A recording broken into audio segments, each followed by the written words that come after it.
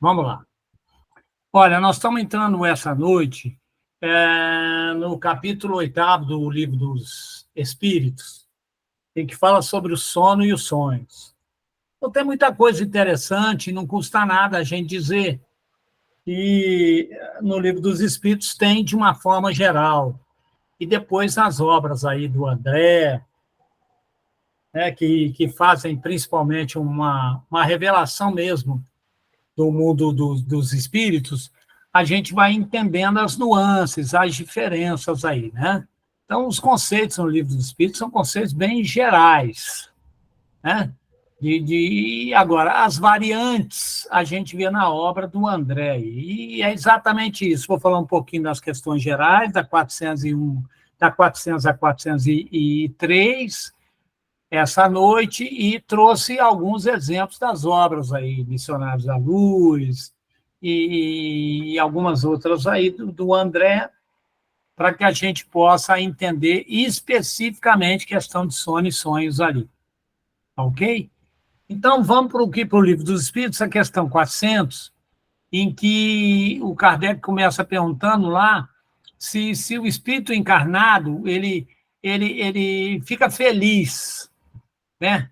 Preso aí ao corpo físico, ao envoltório corporal, né?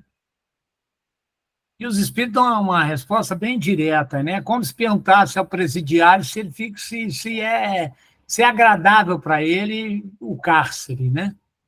Ou seja, né, o espírito, nós encarnados, nós aspiramos o tempo todo, diz o Espírito de Verdade, à libertação, quer dizer, a nos ver livres dos liames aqui, que nos prende ao corpo físico, né? A esse invólucro material, né? Principalmente quanto mais limitante ele é, quanto mais ele exerce uma limitação, quanto mais grosseiro esse corpo físico é. Então, obviamente, e aí a gente pode imaginar um pouquinho, deixa eu fazer uma viagem nos exilados de Capela. Nós até já falamos sobre isso. Ali era uma das questões bem, como é que eu diria, bem expiatórias mesmo, né? Você imagina que, veja bem, o que eram os habitantes ali da constelação do Cocheiro, né? E as raças adâmicas, né? O que era? Eram espíritos que já viviam em mundos cujo progresso já era né? A gente tem resquícios disso, né? Então, a gente tem aí há 5.000 anos, aproximadamente, aí a civilização chinesa, nós temos aí, né, a região da Mesopotâmia ali, né, do Egito, a civilização egípcia, e, né, que é exatamente onde se originou os primeiros seres humanos, né, que se tem notícia hoje, né? Vamos dizer assim. Então, por enquanto, é a informação que a gente tem. Então, a gente fica imaginando que eles já dominavam muita coisa. Imagina esse espírito vir e se vincular em corpos assim bárbaros, né? Hominídeos, né? Digamos ali, aquela transiçãozinha ali para o Homo sapiens, né? Então, imagina, né? Imagina a restrição que espíritos que se ligaram a esses corpos mais grosseiros, né? Você imagina a distância que estava. Obviamente, aqueles espíritos possuíam um progresso muito grande, mas, obviamente, nós sabemos que vieram exilados em função do seu, da sua, da sua teimosia em se evoluir do ponto de vista espiritual, né? Então, é isso. O Kardec é que fala na 400, né? O Espírito de Verdade responde. O espírito encarnado, ele quer a sua libertação, e tanto mais deseja ver-se livre do seu invólucro, quanto mais grosseiro é este. Então, imagina como era extremamente doloroso, expiatório, as reencarnações das raças adâmicas, né? Então, é só para a gente entender, né? Até no Apocalipse de João, João faz uma referência, né? Ele dizia anjos habitando os corpos de bestas, né? Na verdade, anjo no sentido, ele estava querendo mostrar a a distância, né, da evolução daqueles espíritos em relação aos corpos que ocupavam. Aí, a 401, o Kardec fala o seguinte: se durante o sono a gente repousa, né? Ou seja, quando eu falo a gente, nós, espíritos, né? E aí taxativo aqui, ó, não, o espírito jamais está inativo. Então, de uma forma geral, o espírito não está inativo. Mas aí alguém vai perguntar assim: mas na espiritualidade a gente viu nas obras do André que os espíritos têm espíritos lá que ficam dormindo, né? Durante muitos anos. Aí tem até aquela teoria que a gente trata com muito carinho, que é a questão colocada pelo próprio Herculano Pires, a questão dos ovoides, bom, enfim, e da regressão mesmo, né, dessa entronização e tal.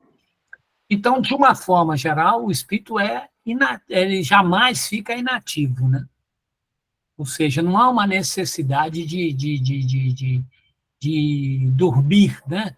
Como a gente herdou essa herança do paraíso, da contemplação, né? Quase que do dolce far niente italiano, né? Quer dizer, que é extremamente prazeroso não fazer nada, né? Então, por quê? Ele é inativo. Por quê? Durante o sono físico, o que acontece? Afrouxam-se os laços que o prendem ao corpo, até as cochiladinhas, né? Que a gente dá normalmente, né? E afrouxando, a tendência nossa é, digamos assim, se desvincular o máximo possível desse nosso invólucro. A gente só não se desvincula total, porque seria o desencarne. Por isso é que faz todo sentido quando falam que a morte ela representa, não é quando o espírito sai do corpo, se desliga do corpo, quando o corpo não consegue mais retê-lo, né? Porque há, na grande maioria dos espíritos que não tem esse nível de consciência do processo reencarnatório mesmo, de querer se evadir, né? Obviamente, o corpo físico, pela sua vitalidade, pelos laços fluídicos, é que os retém, né? Por quê? Porque, na verdade, no espaço, né, nesse movimento de emancipação, em que os cordões fluídicos se afrouxam, e se afrouxam aí com o sono, né, do sono do corpo físico, os espíritos entram numa relação mais direta, diz o Espírito de Verdade, com outros espíritos, né? Então, veja bem, a gente volta para a verdadeira pátria, né? Então, há um grande prazer nisso, né? E que isso, essa liberdade, ela produz, digamos assim, uma sensação muito boa nos espíritos. Os médios, então, que fazem o desdobramento, a gente ainda vai falar isso aí mais pelos dias que virão, e, a gente vai falar bastante sobre as pequenas diferenças que há. Por enquanto, nós estamos falando de um estado de emancipação da alma, de uma forma geral, especificamente o sono. E depois a gente vai ver os outros estágios que há aí, né? Então, aqueles espíritos, principalmente médios, né, que se desdobram, no começo do processo mediúnico, veja bem, a gente consegue entendê-los, que eles conseguem de uma forma assim, até fica difícil de voltar. Tal é o prazer. Se alguém aí já passou por isso, desdobrou, é como um sonho também feliz, né? Aqueles sonhos em que são muito pesadelos para nós, a gente volta correndo, suando para o corpo, né? A gente chega no corpo suando, né? Até, que é bem isso mesmo. Voltamos para a segurança. Mas aquele tem sonhos com almas queridas, com pessoas queridas, que é um enorme prazer, que a gente acorda arrependido, né? Alguns sonhos a gente, às vezes, acorda por um barulho, por um fator externo, e a gente fica até um pouco meio chateado, querendo retomar o sono. Vou dormir de novo para retomar, né? De tão bom que estava. Então, esse estado de emancipação, quer dizer, voltamos ao nosso habitat natural, né? Então, o desdobramento é a volta ao nosso mundo real. Quer dizer, saímos um pouquinho do cárcere, né, do degredo, e fazemos essas visitas. Né? Então, é bem isso que os espíritos falam. Né? E aí ele fala o seguinte, na questão 402, quem está lendo aí, acompanha. Como podemos julgar a liberdade do espírito durante o sono? Aí ele introduz, chama a atenção para a questão dos sonhos, né? Que a gente vai ver, assim, de uma forma geral, o que são sonhos. Né? Quando o corpo repousa, diz o espírito de verdade, acreditam, né? Tem o espírito mais faculdades do que quando está acordado no corpo físico, né? Lembra-se do passado e algumas vezes prevê o futuro. Ele adquire maior potencialidade e pode pôr-se em comunicação com os demais espíritos, quer deste mundo, quer do outro. Né? Dizes frequentemente, tive um sonho extravagante, um sonho horrível, mas absolutamente sem nexo, inverossímil, né? Enganas-te. É muito comum uma recordação dos lugares e das coisas que viste ou que verás em outra existência ou em outra ocasião.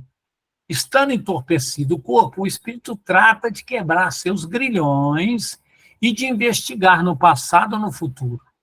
Pobres homens que mal conheceis os mais vulgares fenômenos da vida, julgai-vos muito sábios e as coisas mais comezinhas, mais simples, mais óbvias vos confundem. Nada sabeis responder a essas perguntas que todas as crianças formulam. O que fazemos quando dormimos? Que são os sonhos, né? Então, na verdade, o sonho liberta, a gente sabe, o sono liberta a alma parcialmente, né? Então, e quando nós dormimos, nós nos achamos... o Kardec fala assim, num estado em que vamos ficar depois que morre, né?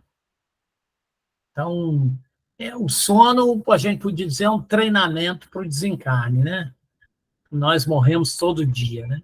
Um pouquinho aí. Então, veja bem, está falando de uma forma geral, porque a gente vai ver que tem sonhos que são de natureza única e exclusivamente psíquica, né? Quando a gente dorme preocupado com determinadas questões, de natureza fisiológica, né? Você come muita coisa pesada, efeito de alcoólicos, medicamentos, né? E a gente tem. Nem sempre são regiões que nós estamos, que nós vemos e tal. De uma forma geral, está aí no Livro dos Espíritos o quê? Se há o sono, há uma frouxidão dos laços fluídicos. Estando os laços fluídicos, estamos nós em estado de emancipação da alma, temos uma percepção mais nítida do mundo espiritual. É isso que ele está dizendo. E que, estando no mundo espiritual e tendo essa possibilidade de pular, né, perambularmos, encontraremos com espíritos desencarnados que podem ser queridos, simpáticos da nossa alma, reencontros, etc. Tal. Sabe, isso faz notar, inclusive, que há, por exemplo, manifestações mediúnicas, veja bem isso, ó, psicofônicas, que podem ocorrer numa reunião mediúnica, um espírito se manifestar por um médium e esse espírito está encarnado dormindo. O médium vidente vai perceber a diferença porque ele tem cordão fluídico ligando a um corpo, que o espírito desencarnado ali não teria. Mas pode um espírito encarnado se comunicar numa reunião mediúnica? Pode. Pode. Desde que haja o quê? Com sono, você tem uma emancipação da alma. Não é? Ele não pode estar ligado ao médium, né? Lógico que são questões muito especiais, não, factíveis. E acontecem. Não se acontecem, talvez, a gente não tem uma estatística, quer dizer, acontece muitas vezes? Não. Assim como não é o caso, né? Então, mas há uma emancipação da alma, ou seja, se o espírito se liberta, ele não pode, através do pensamento, se ligar a um médium numa situação propícia para tal, fluidicamente bem combinada para tal, onde espíritos especialistas em fazer essa ligação mental, claro que pode transmitir uma comunicação, Claro que pode. Não há nenhum absurdo nisso. Está claro? Então, veja bem, o que a gente precisa entender é que o sono promove o afrouxamento dos liames que nos prendem ao corpo. Fica mais fácil. Tá? E o sono é um grande benefício. Inclusive, o próprio Kardec toca nesse assunto, mas é um ponto para nós ponderarmos. Se o sono não nos propiciasse, entre aspas, esses pit stops no mundo espiritual, você acha mesmo que muito espírito queria reencarnar? Vamos falar de espíritos até missionários. Eles, claro que vêm numa missão, claro que vêm, mas obviamente que também vêm com a perspectiva da esperança de poder, durante, obviamente, o sono físico, voltar às paragens de onde vieram antes de reencarnar, porque mantém ligações. Né? Onde tiver a sua alma, aí vai estar o quê? O seu tesouro. Né? Inclusive, a gente sabe, aqueles espíritos muito processos, que vêm em processos muito difíceis, portadores de psicopatologias aí desde o nascimento, congênitas, como tem um sono, muitas das vezes, tumultuados. Por quê? De onde vieram? Quais eram as ligações antes de reencarnar? Espíritos recolhidos de zonas umbralinas, né? Cujo processo reencarnatório, expiatório, corretivo é eminente, tem que acontecer. Então, vem quando os cordões fluídicos se afrouxam, aonde estão as ligações? Ou quantos espíritos não lhes aguardam nesse afrouxamento? Para ainda continuar suas serviços, né? Que imputaram no mundo espiritual. E a grande maioria traz consigo uma série de espíritos que deixaram no mundo dos espíritos, que estão aí para quê? Ainda para combater o seu processo reencarnatório. Porque sabe que é um processo regenerativo, de certa forma. E muitos fazem para atrapalhar as gestações cuja iminência de abortos naturais, quer dizer, passam períodos gestacionais aí, mamães e espíritos aí sofrendo um assédio enorme daqueles espíritos que não vão reencarnar, suas vítimas ou verdugos de ontem estão ali já ocupando um corpo. E são atormentados na infância. Né? Sonos são extremamente tumultuados. A gente entende isso, né? Os cordões que o ligam ao corpo afrouxam, eles, de imediato, né? Tem um contato maior com o mundo espiritual e, obviamente, por afinidade fluídica, acabam sendo recepcionados aí, geram muito pavor, tem muito pesadelo. Isso é muito comum, né? A gente vê crianças, inclusive, aí, portadoras disso aí. Alguém levantou a mão, Celinha. Ô, Heraldo, essa lembrança sua, esse comentário é muito pertinente, porque nos tempos atuais parece que essas situações estão gritando mais. Não sei se elas têm acontecido mais, mas elas estão ficando mais visíveis. E muitos pais e mães se colocam numa condição de dificuldade para poder tratar, trabalhar essas questões. O que você poderia acrescentar, falar para nós a esse respeito? Celinha, eu acredito particularmente que são dois fatores. Elas estão se tornando mais visíveis, por quê? Porque elas estão saindo por detrás da ignorância, né, que eram todas colocadas no mesmo. Não havia uma diversificação pelo avanço da ciência, né? E segundo, pelo próprio preconceito, era abafado, né? Aqueles que nasciam portadores aí de psicopatologias terríveis viviam quase que aprisionados como bicho dentro dos lares, né? Quiçá, quantos não sofreram até foram assassinados de forma cruel por entenderem que eram incapazes, né, e que isso gerava em determinadas famílias, por uma questão de vaidade, de orgulho, digamos assim, portadores de anomalias, formas teratológicas, enfim. Então, esse é um ponto. Hoje é muito mais visível, né? Saiu a ignorância de escola. E segundo também, seria, há uma necessidade emergencial de reencarnes provacionais, expiatórios, e até em função da questão dessa mudança digamos assim, de nível do planeta.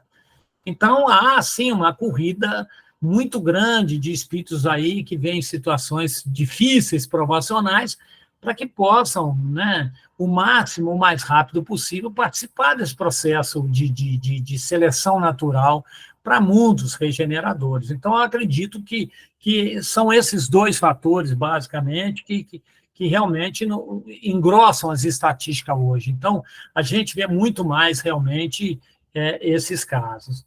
O segundo, a doutrina espírita, ela tem uma contribuição fantástica em relação às questões das psicopatologias, pela própria terapêutica espírita, não é? Pela própria terapêutica.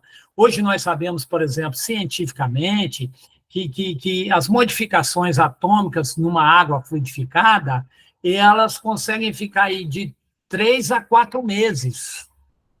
Então, um vidro com água fluidificada, ele consegue manter essa transformação atômica, digamos assim, né, pela adição de fluidos àquela água fluidificada, por quase 4 meses, vamos chamar assim. Isso é científico. Ou seja, o que a ciência diz? Ela não diz assim, que são fluidos de espíritos curados, mas ela diz o seguinte, que essas transformações, quando magnetizada a água, elas permanecem até 4 meses. Então, assim, também não faz muito sentido hoje levar 30 garrafas de água para o centro espírita. Você pode levar uma garrafinha, é concentrado, e você diluir. Percebe? Em casa, você põe um pouquinho lá no seu... nos recipientes, quem tem, etc. e tal, né?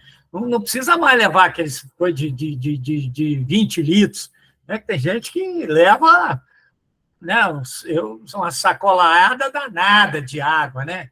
Quer dizer, não faz muito sentido. Isso eu me lembro deixa eu abrir um parênteses aqui, que você vê como a gente vai se libertando, né?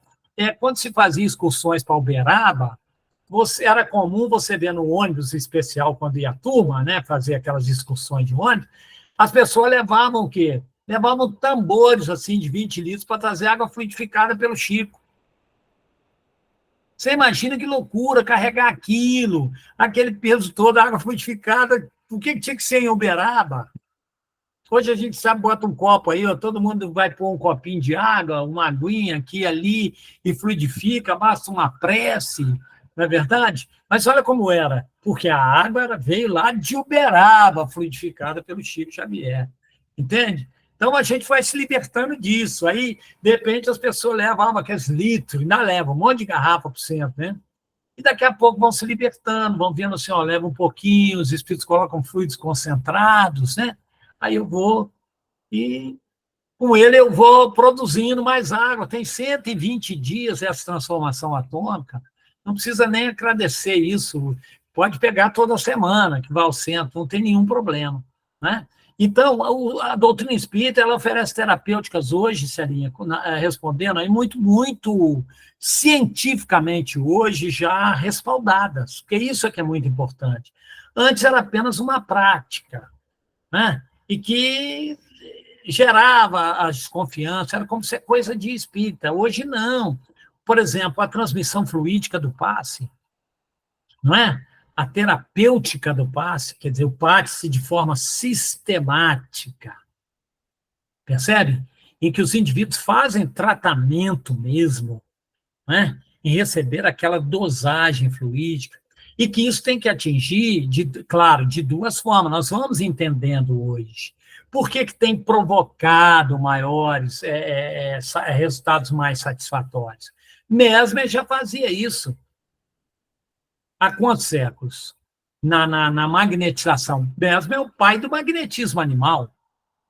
Né? Quem botar aí na internet, Franz Anton Mesmer, era aquele velhinho que ganhou o Nobel, recusou até, por sinal, que magnetizava a água, que magnetizava o lençol, que magnetizava os utensílios, em que aqueles chamados loucos utilizavam. Olha o tratamento que ele fazia com o magnetismo, com a água magnetizada, com as roupas de cama magnetizada, com a vestimenta magnetizada. Olha só. E aquilo era feito de forma científica, porque ele não tinha um centro espírita, ele não tratava o centro espírita, a doutrina espírita, né?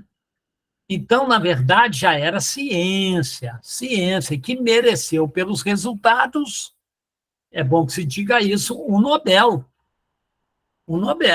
pelo reconhecimento, pelos resultados desse tipo de tratamento. Então, a doutrina espírita oferece, mas hoje, o que acontece? Por que os efeitos são Celinha? Você pergunta o que a doutrina espírita pode fazer. Essa terapêutica disponível, a água fluidificada, os passes. Agora, hoje ela também nos traz a informação de que há também, por parte do paciente, uma contribuição fundamental no processo. Aliás, que não é segredo para nós, não é? Quando Jesus impunha as mãos e quando Jesus se utilizava dessa terapêutica da transmissão fluídica, né, e etc., qual era? Ele chamava as criaturas para contrapartida. O que você quer que eu te faça? Em alguns casos, inclusive, ele ratificou, porque ele dizia assim: você não está curada? Pois foi tua fé que te salvou, que te curou. O que ele estava dizendo? Ele estava ratificando a ação do recipiendário, né, quer dizer, do receptor, naquele momento, em ter contribuído com a fé, com a esperança, com o firme propósito de acreditar que seria curado. E que a gente sabe que isso hoje é muito importante. Então, a terapêutica espírita, ela, sem dúvida alguma, ela é fantástica. Só que hoje é necessário que cada um de nós, por termos acesso aos estudos, e a gente vê isso, é preciso que a gente esteja dentro dessa contrapartida, né? Então, passe a água fluidificada são hoje, e coisas tão à mão, né? Tão com a disponibilidade enorme. Não sei se respondi aí você, dentro da sua satisfação, minha amiga Célia. Bom, a gente também... Tem o Leonardo aí Oh, também, né? desculpa, Leonardo, eu não vi. Vem de lá, meu querido. Leonardo Davi. Agora eu vi. Leonardo, vem de lá. Você levantou a mão, Léo?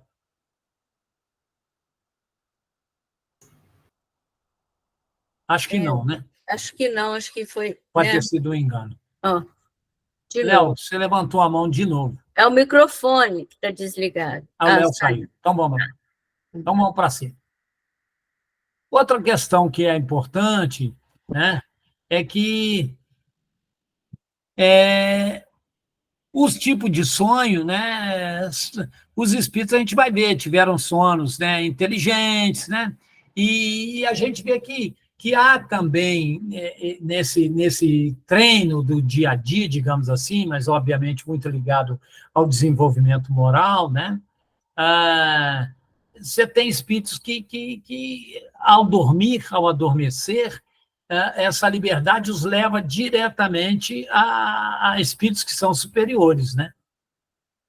E com estes viajam, conversam, né? Se instruem. Ontem eu estava falando lá no comecinho da reunião mediúnica, a Celinha vai se lembrar, em que, por exemplo, tem um livro, eu não sei se vocês podem me dizer se já leram, porque é um livro que nem todo mundo já leu, eu acho até curioso, porque é um livro que eu achava que era mais popular. Vocês já leram Urânia, do Camille Flammarion? Não, não é um livro psicografado interessante, Camille Flammarion. E o Camille Flammarion faz uma viagem mesmo astral. Tudo começa com uma estátua ali da Urânia, né? O Leonardo, está dizendo que o áudio dele está bloqueado pelo administrador. Não está, não. Agora liberou. Liberou? Liberou. Olha, pela cara foi a Celinha. Vamos lá. Então, só desculpa aí, mas querendo fazer um adendo ao que a Celinha falou, né, na pergunta dela, eu acho que seria interessante nós termos em mente também a diferença da emancipação da alma para o desdobramento espiritual. Sim, E só que eu não entrei nisso, Leonardo, porque a gente precisa ir por passo a passo, sabe? O caminho nós vamos fazer caminhando. Ok, então tá certo. Porque senão daqui a pouco vai chover um monte de perguntas, porque você tem, em casos de emancipação da alma, primeiro nós estamos, se entender o conceito de emancipação da alma, nós vamos ter casos que as diferenças são muito sutis. Umas mais de natureza fisiológica, outras mais anímica, outras mais mediúnica. Nós vamos ver que tem diferenças aí, que no fundo algumas são quase a mesma coisa, entendeu? Mas dentro do conceito do que ela disse sobre as crianças, né, isso é pertinente uma análise um pouco maior, porque nós vamos identificar que até os 12 anos, nós vemos quadros de crianças fazendo alguns relatos, e muitas vezes a gente fica sempre em dúvida, por não conseguir ainda identificar a diferença de um para o outro, né? Isso, perfeito. E você até já informou isso, acho que até no estudo passado você falou sobre isso também, muito, né? Natural a evidência, mas aí tem a ver ainda com a consolidação, digamos assim, dos laços fluídicos em relação ao corpo físico, ou seja, o corpo mental que se faz essa interface, digamos assim, entre o perispírito do reencarnante e o corpo físico ao qual ele está ligado nesse processo reencarnatório, se consolidar de forma tal. Então, aqui é muito comum nas crianças meio assim, um pezinho lá, outro pezinho cá. É muito comum vidência em criança. Eu me lembro bem do Fé e Caridade, isso é um fato. Hoje ele já está casado, nem sei por onde anda o Gilmar, não. Era filho da Marlene Vasconcelos, né? E o Gilmar, ele protagonizava algumas cenas muito interessantes, porque ele entrava no centro e eu assistia algumas vezes, ele entrava e falava assim, oi.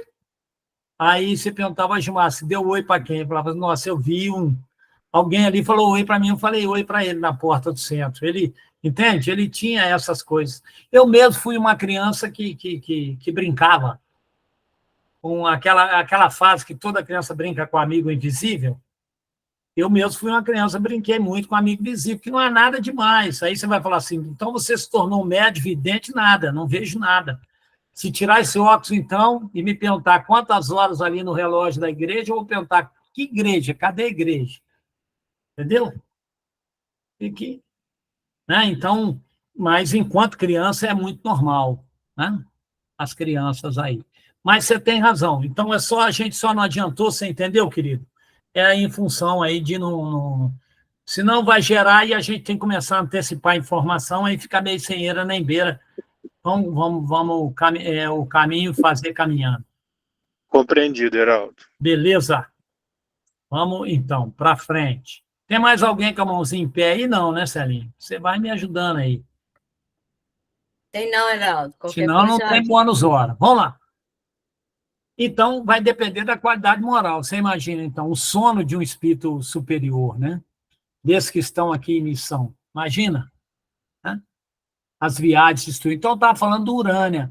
É um livrinho que merece. Ele não é tão maçudo assim, para quem gosta de livro fino, né?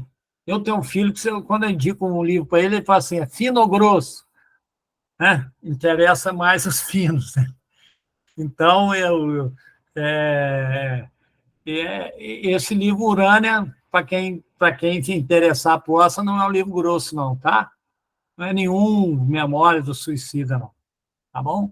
E é um livro interessante, que você vai ver que ali é um estado de emancipação da alma, de um espírito evoluído. Aí você vai ver o que pode um espírito evoluído. Vocês vão morrer de inveja. Vai lá no Urânia que vocês vão morrer de inveja. Anotou aí, Cida Schmidt? Seu secretário não está aí, mas Você já anotou, hoje você está sem secretário, né? Anotado, Heraldo. Tá bom, então. Então, vocês vão morrer de inveja do Camille Flammarion, viu? Fala, Maria Reis. Liga o microfone e vem. Vamos lá. Ou a Celinha te bloqueou também. O nome do livro é Urânia. Urânia. Branco. De Camilo Castelo Branco. Não. É Camille Flammarion. Camille Flammarion. Ah, Flammarion. Isso. Ok. O grande Camille Flammarion. Junto Leon Denis, Kardec. Flammarion e Leon Denis era um trio de ataque que defesa nenhuma para. Ok. Obrigada. Só tem goleador. Então, só morrer de inveja de ver um estado de emancipação da alma. Vou só dar uma diquinha para vocês, um spoilerzinho, tá?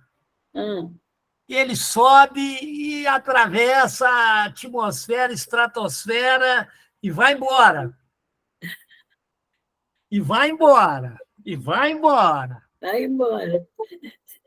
E ele vem descrevendo aí. Então, você que, nossa senhora, eu queria só 30 segundos daquela visão que ele percebe? É um estado de emancipação. Então, voltamos a isso aí. Ele deve ter dado um cochilinho na cadeira, né? De onde ele estava. Vamos embora, que tem tanta coisa interessante hoje, Sérgio. Trabalham mesmo. Aí é o seguinte. Uma das coisas que os espíritos falam em relação ao sono também é que a gente não precisa temer a morte, né? Porque a gente vai morrer todo dia, um exercício, né? Agora, a gente sabe também que quando a gente fala de morte, não vou nem entrar nesse assunto, mas o Kardec fala isso nos comentários também, que tem muita gente que está morrendo, passa... Qual é o período de duração das perturbações pós-morte? De segundo a séculos, né? Um intervalo muito grande, né? Ou seja, então há longas horas de perturbação, né? Ou até de consciência, mas em mundos inferiores, né? E onde o Kardec diz, onde eles chamam, lhe atraem as velhas afeições, né? Em busca de gozos mais baixos, né, do que aqueles em que aqui. Né? E aí a gente sabe que nesses momentos do sono também, olha que coisa interessante, quanto da humanidade, né, usando a terminologia lá da tradução do Kardec, vai beber em teorias vis, né? O quanto de inspiração, né? E daí tem razão, sabe aquela teoria das musas inspiradoras, né? Dos poetas, né?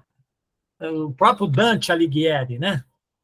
Na sua obra monumental, lá, quando ele relata lá, né? Que ele descreve o inferno de Dante, né? Vocês têm dúvida que Dante teve uma visão digamos assim, de algum estágio do umbral? Não tem. Né? O inferno de Dante. Né? Não tem. Vai ver lá a descrição do Dante Alighieri. Né? Então, é umbral mesmo. Quer dizer, quantos espíritos não bebem as suas chamadas inspirações, ou quantos não são as chamadas musas inspiradoras, que são as influências. Agora, claro, no campo da arte, nós tivemos aí iluminados no campo da arte, né? Principalmente aí no período do iluminismo, né? Mas a gente teve também o período da Idade Média. O que foi a arte no período da Idade Média? O que foi a arte no Renascimento? Né? Então, a gente sabe que eram períodos cujos os artistas, todos nós temos uma mediunidade, de certa forma, bebem durante o sono. Alguns cientistas encontram soluções para os seus projetos de pesquisa, encontram novos caminhos durante o sono. Né? A gente aqui mais terra a terra, por exemplo, quantas vezes, e não foram poucas, eu falo quantas porque não foram poucas, em que eu dormia pensando um problema de matemática e sonhava que conseguia resolver. Claro, são coisas que são normais, não tem nada de anormal. Tanta gente já solucionou coisas através do sono e dos sonhos, né? Claro, aí você tem a justificativa de quê? De estar mais livre, o corpo não te impedindo tanto, quer dizer, você pode usar das suas potencialidades, né, maximizá-las, né, sem os laços tão mais frouxos. Tem também, obviamente, a gente fica mais sensíveis às influências espirituais. Agora, elas vão. Também a gente entende que esses processos também são contrários. Há sonos em que nós voltamos e trazemos soluções ou trazemos engenhosidades de vingança para o mal. Haja vista a criatividade do mal, né? Que permeia a nossa sociedade. Não é verdade? Então, tem coisas que a gente até se espanta da inteligência para o mal, né? Nós não temos dúvida nenhuma. O Zé Carlos apareceu aí. Prazer em vê-lo, Zé. Então, imagina o Zé, quando dá uma dormidinha, né, Zé Carlos? Quando vai lá no mundo espiritual, a maravilha que é se sentir um pouco mais livre, né? Um pouco mais livre, né? Então, essas questões, por outro lado, também são engendradas. Tem um acontecimento com a nossa Ivone Pereira, em que o próprio guia, o Charles, depois vai recolhê-la em determinado ponto do mundo espiritual, em que ela correu um risco danado, em que ela sofre uma influência, um processo sugestivo hipnótico alto, de que ela quebraria o braço.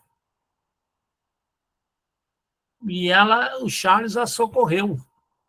E me parece que ela não chegou a quebrar, mas tinha dores. Ela fatalmente quebraria o braço, pelo processo de sugestão hipnótica. Então, imagina quantos de nós encarnados que sofrem esse processo, né, cotidiano, vamos dizer assim, todas as noites, de hipnose, de processo de sugestão que a gente vai acatando, de desistência, de comportamentos antiéticos, de uma série de coisas. Agora, por outro lado, também a inspiração dos guias e protetores, né? Nos fazendo observar e sentir a grandiosidade de Deus, mas principalmente a misericórdia incomensurável do Cristo, né? A sua bondade infinita, e que isso traz para muitos de nós ao acordar, né? Acordarmos assim, mais esperançosos, acordarmos muito mais otimistas, mais fortalecidos, né?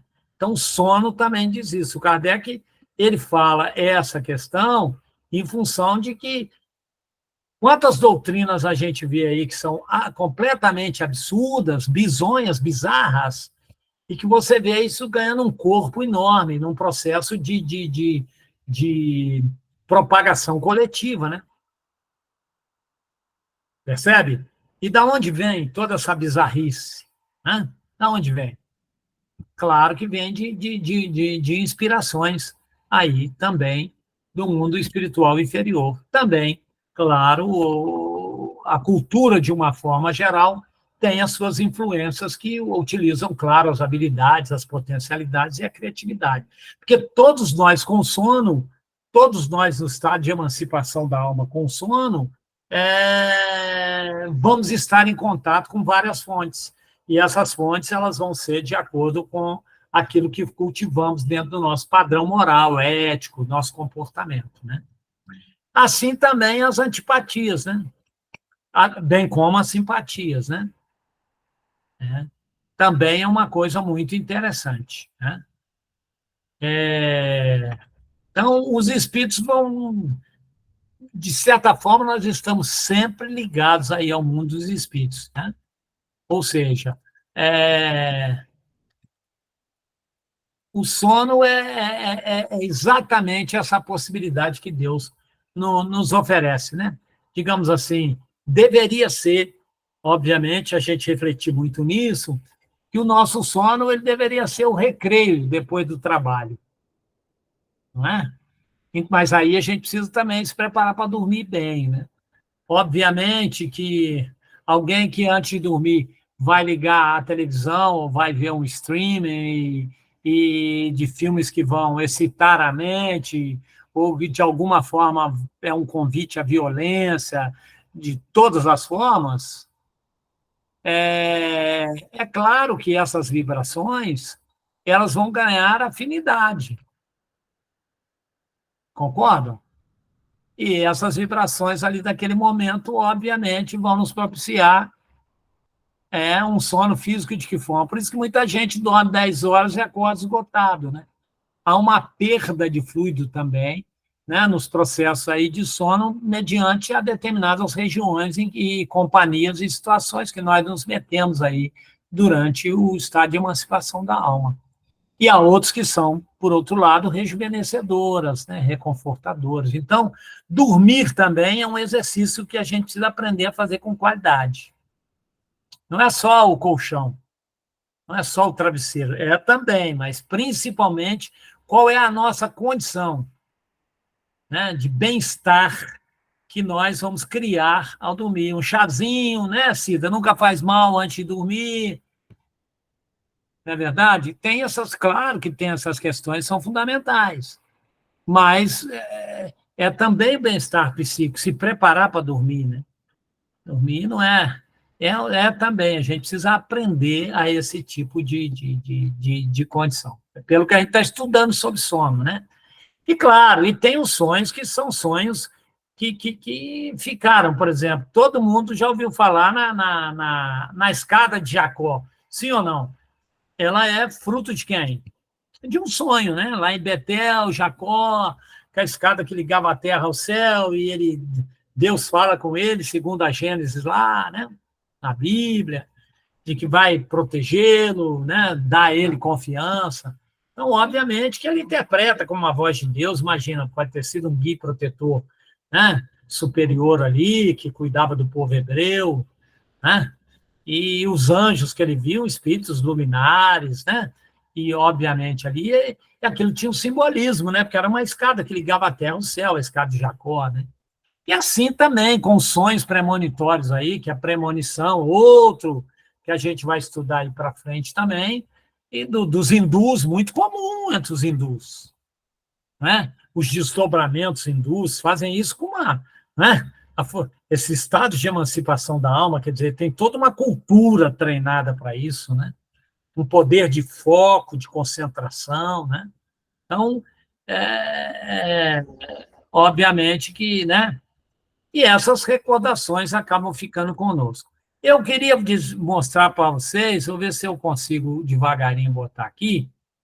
Deixa eu ver se eu consigo compartilhar. Eu trouxe alguns exemplos aqui. Deixa eu selecionar uma guia. Janela, vou pegar na janela. Aqui. Deixa eu ver se eu consigo aí. Ó. Tá dando para ver aí, Celinha? Tá chegando, né? Chegou sim, Heraldo. Chegou aí? Chegou. Que legal. Vamos lá. Tem um texto aí, vocês me acompanham? Eu queria muito que a TT estivesse aqui, mas lá no livro Missionário da Luz, no capítulo intitulado lá No Plano dos Sonhos, o André Luiz vai nos falar dos esclarecimentos prestados a espíritos encarnados durante o período de sono físico natural. Está todo mundo acompanhando aí, sim ou não? Oi, Heraldo, Oi, aqui, você quer que eu leia para vocês? quem que disse aí? É a Fran. Ô, Fran, eu esqueci que você estava aí, você chegou sorrateira. Vamos lá. Eu cheguei às 8. Hoje eu estava dando aula. Quer Então que eu vamos leia? lá, Fran. Tá, beleza. Então, ó, diz o referido autor. Após alguns minutos de conversação encantadora, o irmão Francisco acercou-se do orientador, indagando sobre os objetivos da reunião da noite. Sim, esclareceu Alexandre, afável. Teremos algum trabalho de esclarecimento geral a amigos nossos, relativamente a problemas de mediunidade e psiquismo, sem minúcias particulares. Se nos permite, tornou o interlocutor, Estimaria trazer alguns companheiros que colaboram frequentemente conosco. Seria para nós grande satisfação vê-los aproveitando os minutos de sonho físico. Sem dúvida, destina-se o serviço de hoje à preparação de cooperadores nossos, ainda encarnados na crosta. Estaremos à sua disposição e receberemos seus auxiliares com alegria. Francisco agradeceu sensibilizado e perguntou: poderemos providenciar? Imediatamente, explicou o instrutor, sem hesitação. Conduza os amigos ao sítio de seu conhecimento.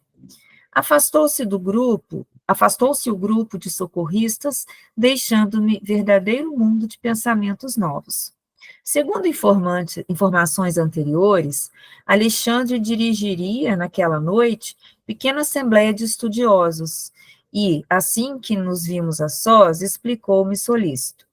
Nosso núcleo de estudantes terrestres já possui certa expressão numérica.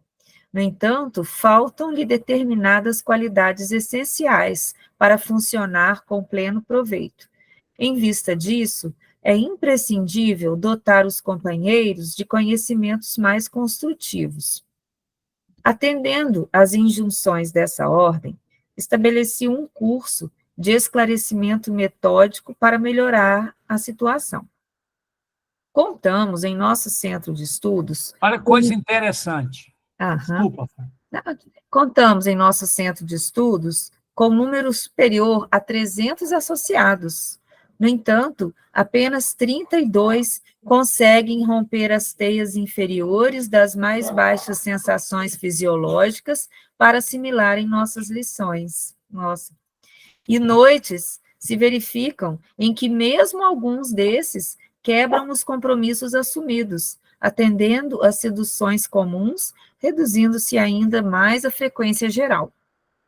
Em compensação, de quando em vez, há o comparecimento fortuito de outros companheiros, como ocorre esta noite, em face da lembrança do irmão Francisco, que nos trará alguns amigos.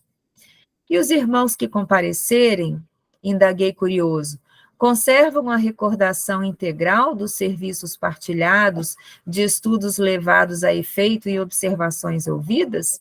Alexandre pensou um momento e considerou. Mais tarde, a experiência mostrará a você como é reduzida a capacidade sensorial.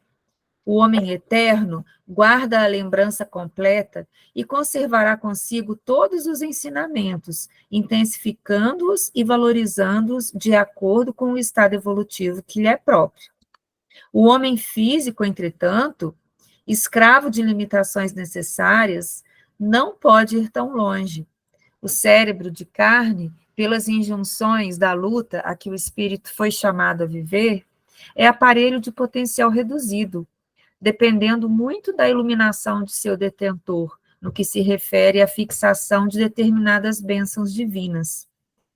Desse modo, André, o arquivo de semelhantes reminiscências no livro temporário das células cerebrais é muito diferente dos discípulos entre si, variando de alma para alma. Entretanto, cabe-me acrescentar que, na memória de todos os irmãos de boa vontade, permanecerá de qualquer modo o benefício, ainda mesmo que eles, no período de vigília, não consigam positivar a origem. As aulas, no teor daquela a que você assistirá esta noite, são mensageiras de inexprimíveis utilidades práticas. Em despertando na crosta, depois delas, os aprendizes experimentam alívio, repouso e esperança, a par da aquisição de novos valores educativos. É certo que não podem reviver os pormenores, mas guardarão a essência, sentindo-se revigorados de inexplicável maneira para eles, não só a retomar a luta diária no corpo físico, mas também a beneficiar o próximo e combater com êxito as próprias imperfeições. Seus pensamentos tornam-se mais claros, os sentimentos mais elevados e as preces mais respeitosas e produtivas, enriquecendo-se-lhes as observações e trabalhos de cada dia. Viram quanta coisa interessante no sono? A primeira coisa que chama a atenção é a estatística, né? Quer dizer, é aquilo que a gente falava da preparação para o sono. Quer dizer, a gente se programa, está programado, faz a matrícula e não comparece pelos motivos mais banais, né? Então, isso aí é mostrando como a espiritualidade realmente nós não conseguimos, de alguma forma, cumprir com determinadas obrigações, né? Por outro lado, aqui... Heraldo, Oi. só 10%, né? É. Matriculados, e assim a gente vai vendo nos trabalhos, né? Ô, Celinha, tem um outro exemplo aqui, dá um tempinho, vamos lá. Um livro nós falamos do Camille Flammarion lá, para a gente ver uma outra perspectiva do sono. Já tomou um golinho de água, o Fran? Tá aqui, ó. Toma Não, mas boa. tá bem. Eu já falei o dia inteiro hoje dando aula, tá? Então professor é mole. Vamos embora. Então, bom. Na obra A Morte e o Seu Mistério, este interessante caso, relatado a Camille Flammarion pelo conceituado pesquisador, senhor Frederico Passe. Não a encontrei, a presente narrativa, na sua obra O Desconhecido, e tenho a certeza de que o interessará, pois procede de um escritor escrupuloso, de um homem de integridade incontestável, o Quaker Etienne de Grellet. Ele não era nem espírita, tá vendo? É daquela religião lá, dos Quakers lá, lembra? A aveia, né? Isso, aqueles caras lá, né? É verdade. Os Erasmo Carlos, tremendões, mas vamos embora. Tá. Dou ao Senhor a narrativa, tal qual como a transcrevi da relação da sua viagem à Rússia. Durante a sua permanência em São Petersburgo, a condessa Tutchkov contou ao Quaker, né, viajante, o seguinte: uns 3 meses antes da entrada dos franceses na Rússia, invasão de Napoleão Bonaparte, o general, seu marido, estava com ela no seu domínio de Toula. Achando-se num hotel em cidade desconhecida, ela sonhou que seu pai entrara, levando o filho único pela mão e dizendo-lhe estritamente: a tua felicidade acabou, teu marido caiu em Borodino. Acordou muito perturbada, mas vendo seu marido junto a ela, compreendeu que sonhava e adormeceu novamente. O mesmo sonho se repetiu, e ela sentiu tanta tristeza que levou muito tempo a recuperar a serenidade. O sonho voltou terceira vez. Experimentou tão grande angústia que despertou seu marido perguntando-lhe: onde é Borodino? Ele não o sabia. Durante a manhã, ambos, com seu pai, se puseram a procurar este nome no mapa, sem encontrá-lo. Borodino era, então, lugar muito obscuro, mas tornou-se depois afamado pela batalha sangrenta que se feriu nas suas cercanias. Entretanto, a impressão causada na condessa era profunda e grande sua inquietação. O teatro da guerra era longe, então, mas rapidamente se aproximou. Antes da chegada dos exércitos franceses a Moscou, o general Tutchkov foi posto à testa do exército russo de reserva. Certa manhã, o pai da condessa, levando seu filho pela mão, entrou no quarto do hotel em que ela se hospedara. Estava triste, como a condessa o tinha visto em seu sonho, e dizia-lhe: ele caiu em Borodino.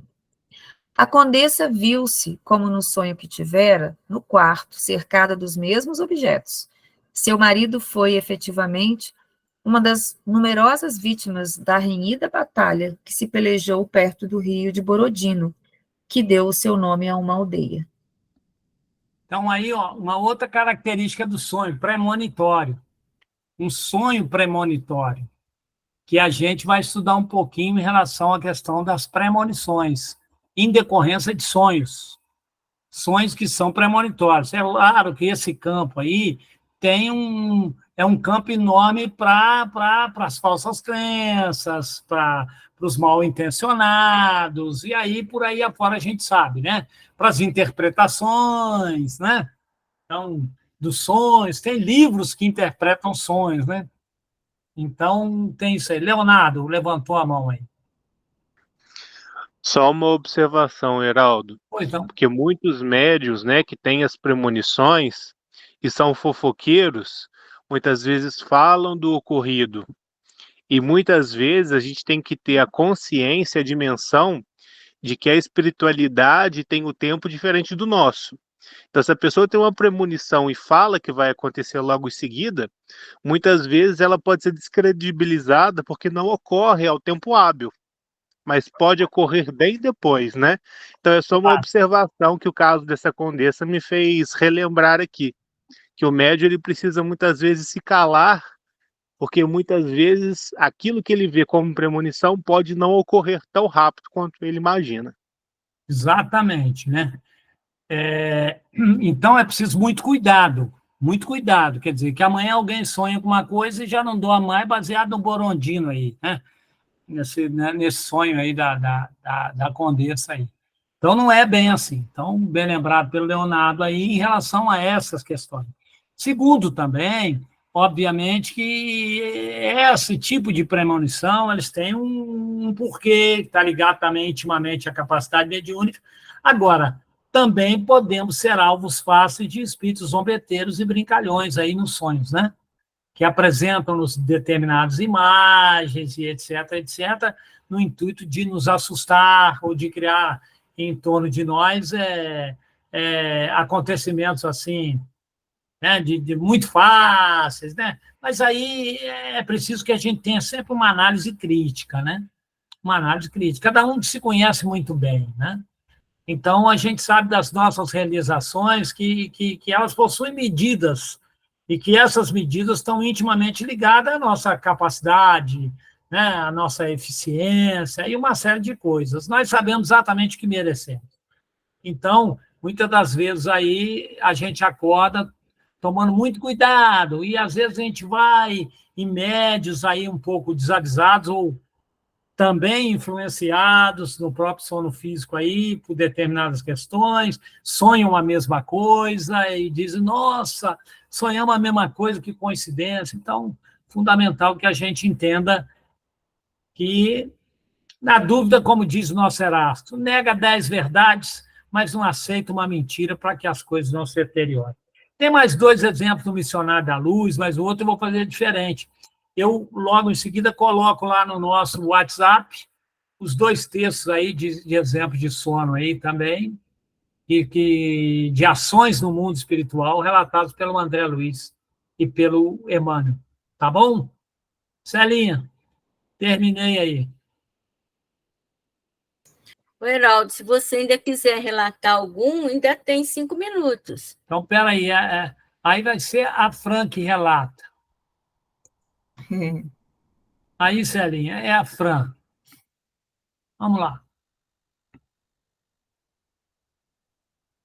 Lá nos domínios da mediunidade. Vamos ver aqui. Deixa eu compartilhar os domínios da mediunidade. Vamos lá, Fran. Quando chegar aí, você manda ver nos domínios da mediunidade. Tá. Então, nos domínios da mediunidade, André nos relata um episódio de sono provocado pelos espíritos benfeitores, com o objetivo de atendimento individualizado. Eis a descrição do fato. Cuidadosamente, começaram ambos a aplicar-lhe passes sobre a cabeça, concentrando energia magnética ao longo das células corticais. Anésia viu-se presa de branda hipnose, que ela própria atribuía ao cansaço, e não relutou. Em breves instantes, deixava o corpo denso na prostração do sono, vindo ao nosso encontro em desdobramento quase natural. Não parecia, contudo, tão consciente em nosso plano quanto seria de desejar. Centralizada no afeto ao marido, Jovino constituía-lhe obcecante preocupação. Reconheceu Teonília e Aulos por benfeitores e lançou-os e lançou-nos significativo olhar de simpatia. No entanto, mostrava-se atordoada, aflita. Queria ver o esposo, ouvir o esposo. O assistente Aulus deliberou satisfazê-la. Amparada pelos braços da admirável amiga, Teonília, tomou a direção que lhe pareceu acertada, como quem possuía, de antemão, todos os dados necessários à localização do marido. Aulus, conosco, explicou que as almas, quando associadas entre si, vivem ligadas umas às outras pela emanação magnética, superando obstáculos e distâncias. Viu? Então, aí, nem sempre são almas gêmeas. As almas gêmeas assim, mas tem as algemas também, ó, ligadas por emanação magnética. Em vasto salão de um clube noturno, surpreendemos Jovino e a mulher que se fizera nossa conhecida, integrando um grupo alegre em atitudes de profunda intimidade afetiva. Rodeando o conjunto, diversas entidades estranhas para nós formavam um vicioso círculo de vampiros que não nos registraram a presença. Ao defrontar o companheiro na posição em que se achava, Anésia desferiu doloroso grito e caiu em pranto. Seguida por nós, recuou ferida de aflição e assombro, e tão logo nos vimos na via pública, bafejados pelo ar leve da noite, o assistente abraçou-a paternal. Notando-a mais senhora de si, embora o sofrimento lhe transfigurasse o rosto, falou-lhe com extremado carinho. Minha irmã, recomponha-se. Você orou, pedindo assistência espiritual, e aqui estamos, trazendo-lhe solidariedade. Reanime-se, não perca a esperança. Esperança? Clamou a pobre criatura em lágrimas. Fui traída, miseravelmente traída. E o entendimento entre os dois prosseguia comovente e expressivo. Traída por quem? Por meu esposo, que falhou aos compromissos do casamento. Mas você admite, porventura, que o casamento seja uma simples excursão no jardim da carne? Supôs que o matrimônio terrestre fosse apenas a música da ilusão a eternizar-se no tempo? Minha amiga, o lar é uma escola em que as almas se reaproximam para o serviço da sua própria regeneração, com vistas ao aprimoramento que nos cabe apresentar de futuro. Você ignora que no educandário há professores e alunos? Desconhece que os melhores devem ajudar os menos bons? Mas Jovino, Aulus, porém, cortou-lhe a frase, acrescentando: esquece-se de que seu esposo precisa muito mais agora de seu entendimento e carinho. Nem sempre a mulher poderá ver no companheiro o homem amado com ternura, mas sim um filho espiritual necessitado de compreensão e sacrifício para soerguer-se, como também nem sempre o homem conseguirá contemplar na esposa a flor de seus primeiros sonhos, mas sim uma filha do coração a requisitar-lhe tolerância e bondade, a fim de que se transfira da sombra para a luz. Sim, sim, reconheço. Entretanto, não me deixe sozinha. Mas como aceitá-la?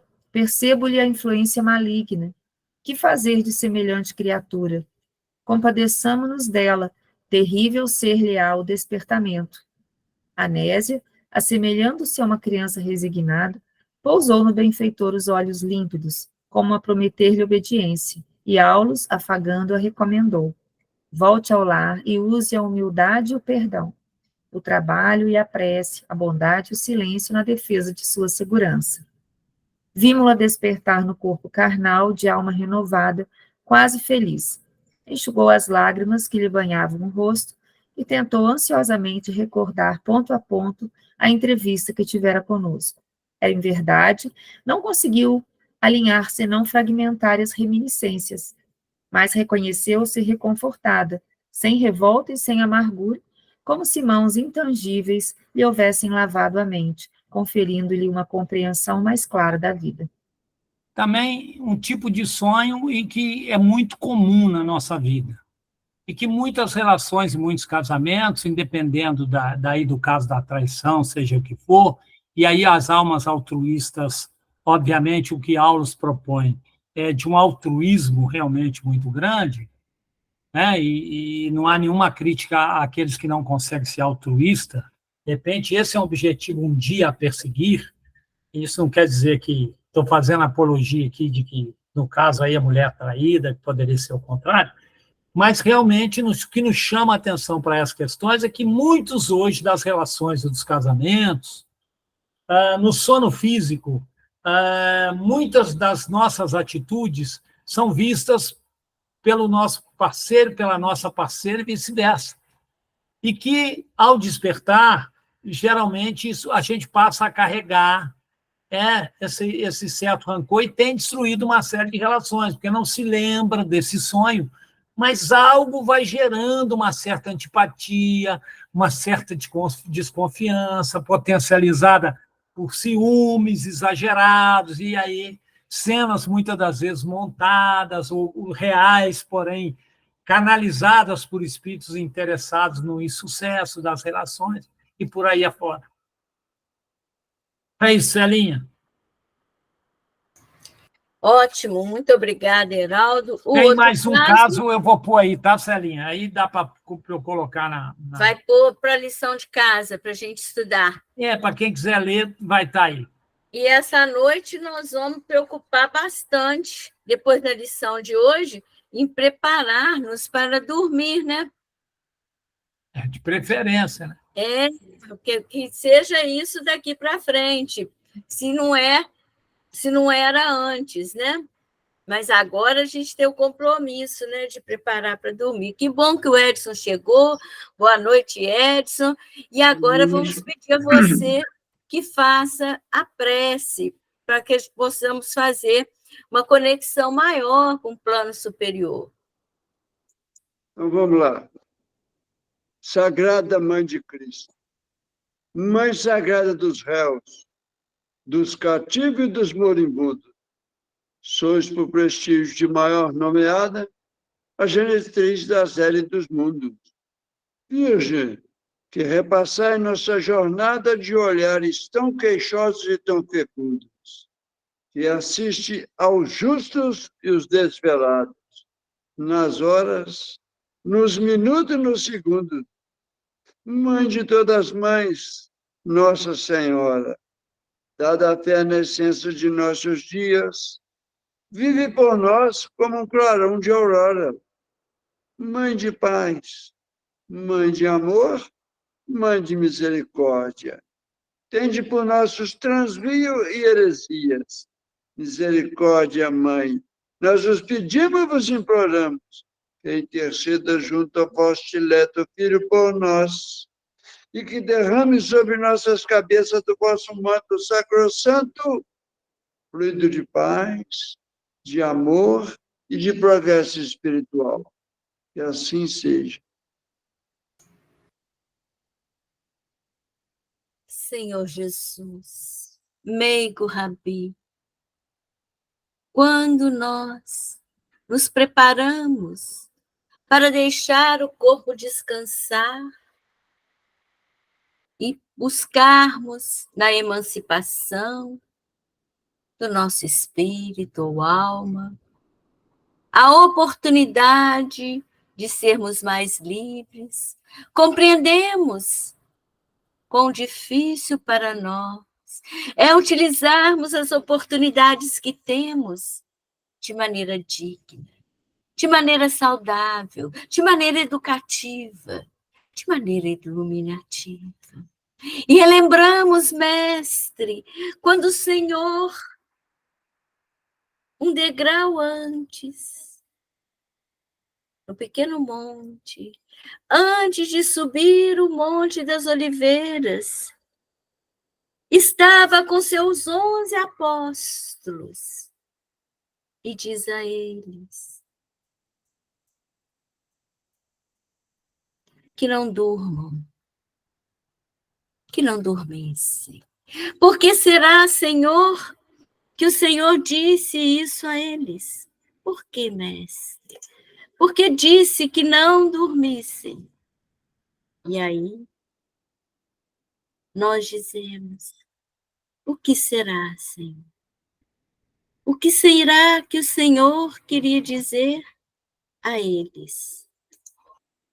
E o Senhor dizia a eles que não dormisse. Então, mestre dos mestres, o Senhor sobe o Monte das Oliveiras e retorna.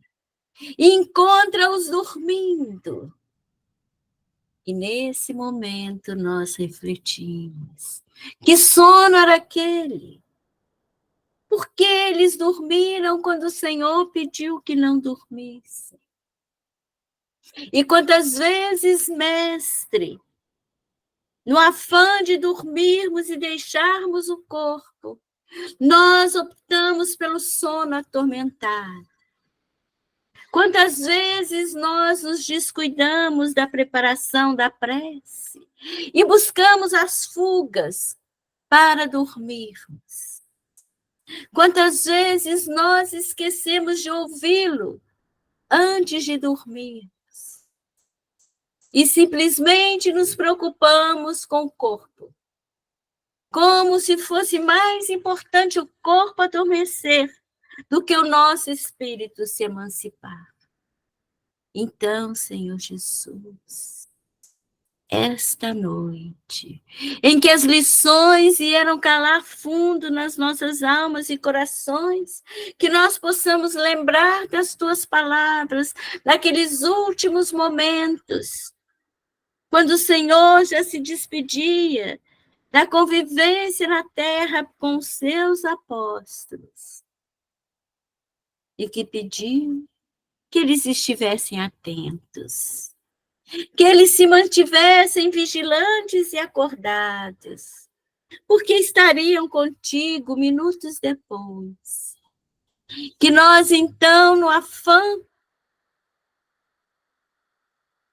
de procurarmos apenas o sono, que não nos descuidemos da qualidade do sono, que esta sim é importante.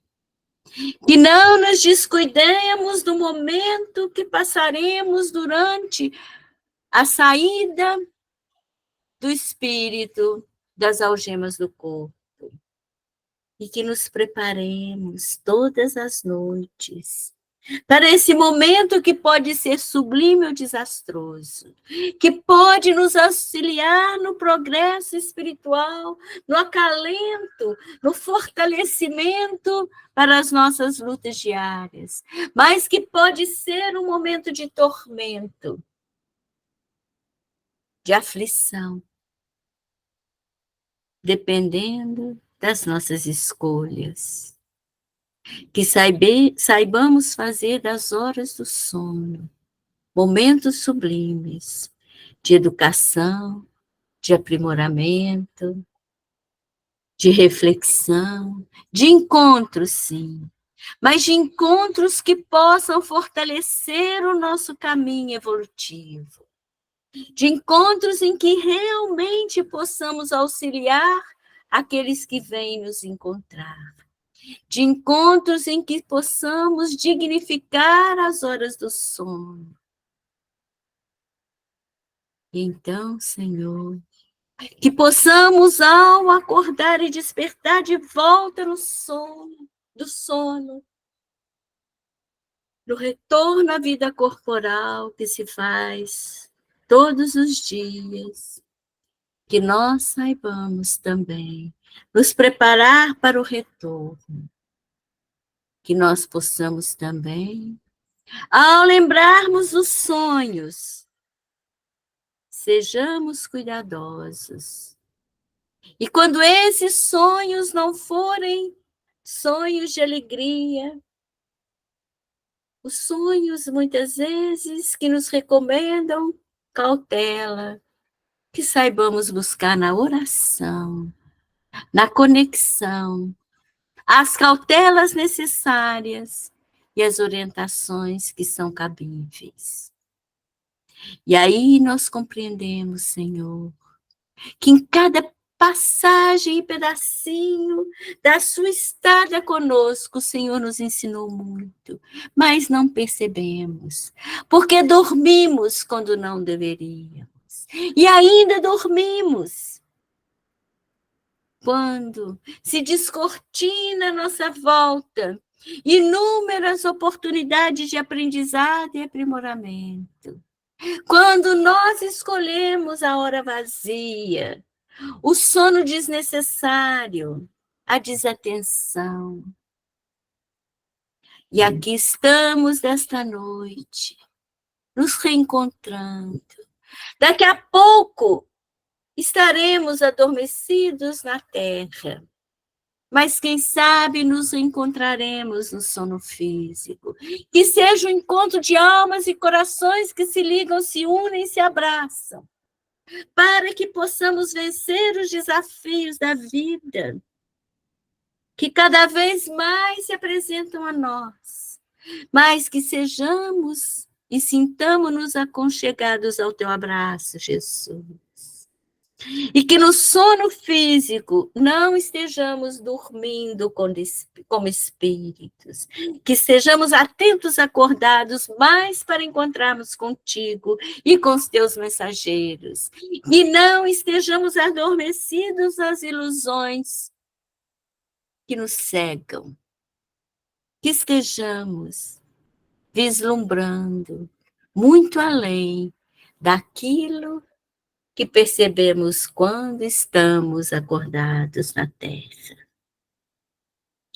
E que nesse encontro, então, que se faz nessa noite de encarnados e desencarnados, que nós possamos abrir os nossos olhos espirituais, os nossos pensamentos e corações, e acordar, despertos, de mãos dadas, possamos perceber a luz que cai sobre nós, possamos sentir o teu abraço, as tuas recomendações, para que não durmamos, que acordemos e possamos nos sentir despertos, vigilantes e atentos, para os momentos da vida que se afiguram aos nossos olhos.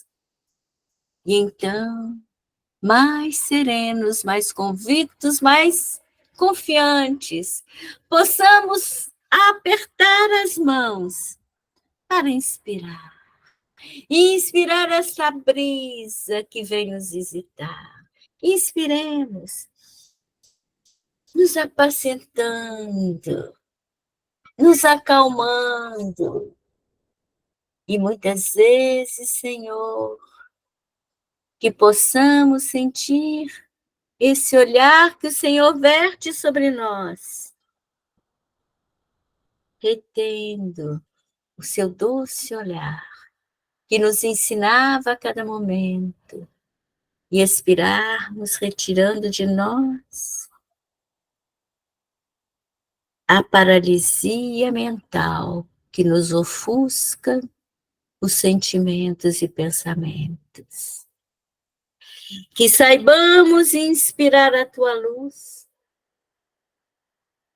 retendo, para que possamos remover de nós a sombra, a escuridão, que o egoísmo nos cega, a vaidade e o orgulho nos veste, removendo estas amarras, vamos nos libertando.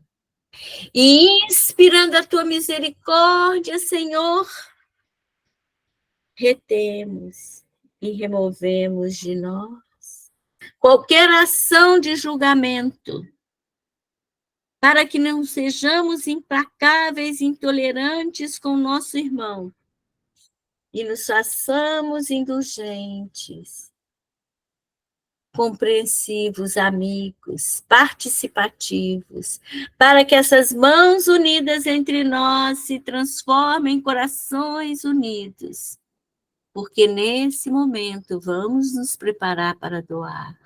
E inspiramos o teu amor, Jesus, retendo, e expiramos, removendo de nós o egoísmo, a indiferença que ainda permeia. Mas agora, retendo esse amor com mais profundidade. Coração a coração, encarnados e desencarnados, vibramos por todos aqueles que estão atormentados, enfermos do corpo, do espírito, da alma. Vibremos, vibremos.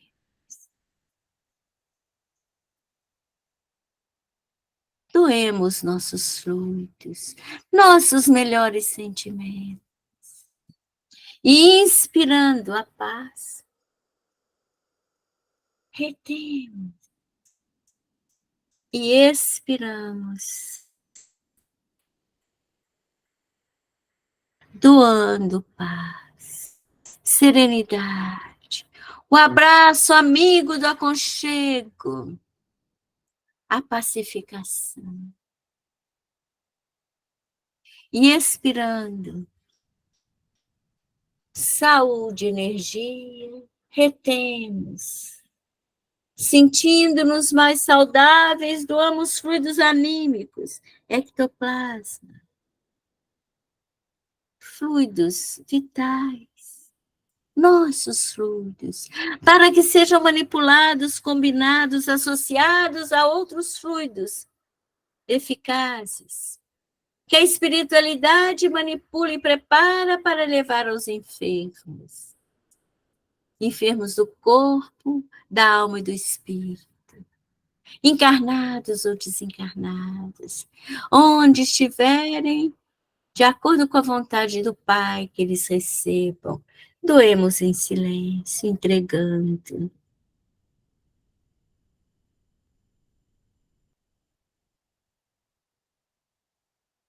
Pensemos naqueles que sofrem.